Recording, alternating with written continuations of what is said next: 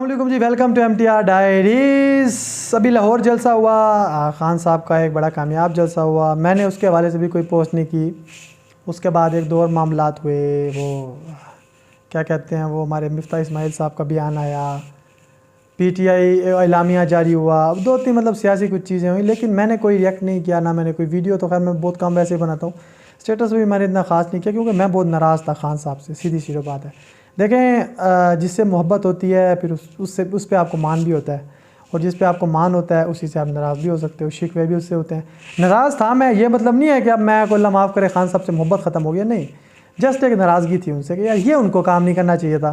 क्या तोशे खाने वाला मामला, मतलब आप देखें कि ख़ान साहब को अब हमारे आइन में बेसिकली जो अब मुझे एग्जैक्ट रूल नहीं पता, लेकिन रूल बेसिकली ये है कि अगर आपको कोई चीज़ तोहफे मिलती है तो उसकी ख़ास कीमत आप पे करके और अपने पास वो रख सकते हैं, ठीक है।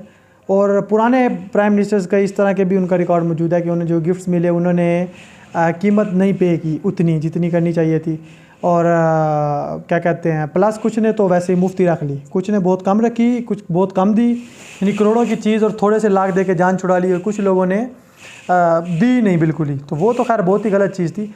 लेकिन ख़ान साहब ने भी जो हरकत की, मतलब वो ये कह रहे हैं, और मैं खुशगुमानी के साथ में मान लेता हूँ उनकी बात, और होगा ऐसे यार, उस मतलब एक बंदा जिसका साइन शुदा बैट ही करोड़ों में बिक जाता है ना, उसको 10-15 करोड़ करप्शन करने की ज़रूरत थी नहीं वैसे।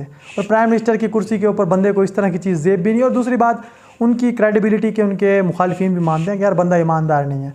आप उनके किसी फैसले से इख्तलाफ करें, आप उनको कुछ भी कह लें, आप उन्हें ज़िद्दी कह लें, हट धर्म कह लें, जो भी कह लें, आप उनके फ़ैसले से, पॉलिसी से, सोच से इख्तलाफ कर लें, लेकिन उनके ऊपर करप्शन का इल्ज़ाम नहीं लगा, ना कोई लगाता होता। अब ये इशू जो खड़ा हो गया, मतलब बेशक वो क्लियर हो जाए इस चीज़ से, मतलब हो सकता है कि डेफिनेटली उन्होंने जो काम किया उनके पास कानूनी कोई ना कोई चीज़ मौजूद हो।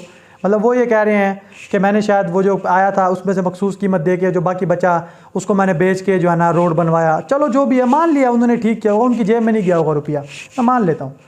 बट द पॉइंट इज यार, आपको ऐसी ये काम करने की ज़रूरत क्या थी? यानी एक तरफ आप मिसालें क्या, मैं मानता हूँ दिल से मिसालें देते हैं ख़ान साहब और आइडियलाइज़ करते हैं रियासत मदीना को। एक बंदा जब इस आप ख़ान साहब को जितना मैंने स्टडी किया है बहुत कम लोगों ने किया हुआ, उनकी मैंने बायोग्राफीज़, उन पर कितनी उनकी जो डॉक्यूमेंट्रीज़ बनी है वो सारी देखी, मैंने उनको बड़ा क्लोजली ऑब्जर्व किया है। तो जो बंदा, जिस बंदे का जिस चीज़ पे यकीन होता है ना, वही चीज़ें बार बार निकल के आ रही होती हैं।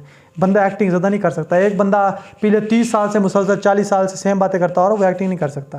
ख़ान साहब के ऊपर क्या असर है इस्लाम का, रूहानियत का, रियासत मदीना का, वो उनकी तहरीरों में भी नज़र आता है, जो उनकी 15 साल पहले की किताबें हैं और उनकी वीडियोज़ में भी वो रियासत मदीना को आइडियलाइज़ करते हैं। अल्हम्दुलिल्लाह, अच्छी बात है, करते हैं। लेकिन अब उसी रियासत मदीना में हज़रत उमर रज़ी अल्लाह ताला अन्हु जो थे,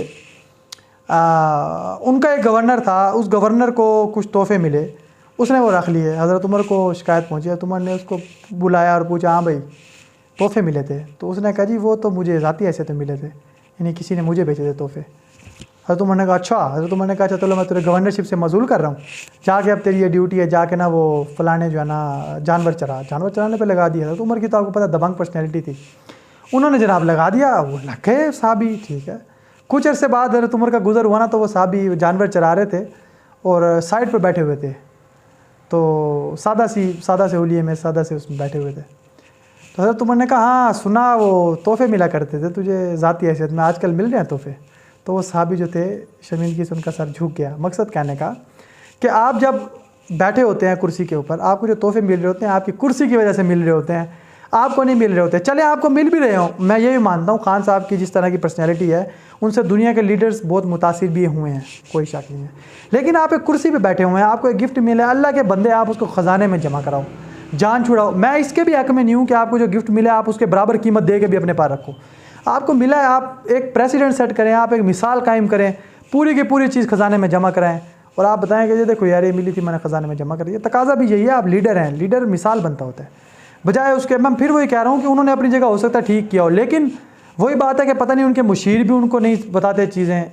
हमारे बदकिस्मती से मसला ये भी है ना कि हमारे यहाँ ना बड़े वो शाहपरस्त किस्म के लोग होते हैं इर्द गिर्द किसी बंदे के, उनके मुशीरों ने भी उनकी चीज़ पर नज़र नहीं दी ले होगी। ख़ान साहब जान दो तो चीज़ों की बड़ा लोड़ है, छड्डो तुसी ਤੁਹਾਡੇ इन्ने माशाअल्लाह मुहब्बत करने वाले लोगों ने तो और गिफ्ट लभ जाना, छड्डो जान छुड़ाओ दवो, किसी ने बात नहीं की होगी उन्हें। बड़ा दुख होता है यार, अजीब किस्म के मतलब मुशीर होते हैं। यकीन करें मैं अगर किसी टीम में काम करता हूँ ना, तो मैं कभी भी जो मैं किसी के अंडर काम कर रहा हूँ तो मैं उस बंदे को हमेशा कोई भी कोई फैसला लेने लगे ना तो होता है ना कि लोग क्या कहते हैं, वो सर जी सही कर रहे हैं, सही कर रहे हैं, सो बिस्मिल्लाह।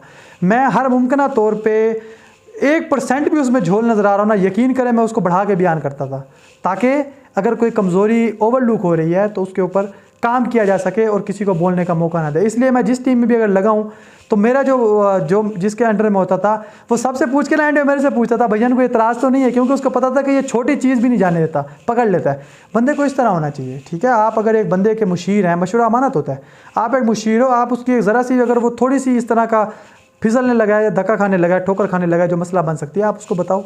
कमाल मुशीर हैं यार खान साहब के, जो उनको ये चीज़ें नहीं बताते। खान साहब आप इस मुल्क में आइडियल हैं, आपकी एक एक चीज़ को देखा जाता है, समझा जाता है, आप ये चीज़ ना हरकत करें, इस तरह का मामला ना करें।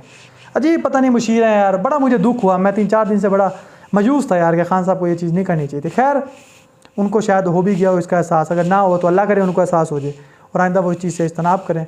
और ये मैं बता रहा हूँ उनकी बददियानती नहीं थी, ये उनकी थोड़ी सी जो है ना, बस एक जिसे कह लें, क्या कहें, कोताही कह लें या ओवरलुक करके चीज़ों को, जो कि नहीं करनी चाहिए। एक अच्छे इतने बड़े लीडर को ये चीज़ ये भी नहीं देती। खैर अल्लाह करे उनको इस चीज़ की समझ आए और वो इस तरह के जो लोग हैं जो उनके ऐसे पुट्ठे मशवरे देते हैं, जो भी उनसे जान छुड़ाएँ और कम अज़ कम उनको हकीकी उनके मुशीर इस तरह के अता करें। खैर अल्लाह खान साहब के लिए आसानियाँ पैदा फरमाए।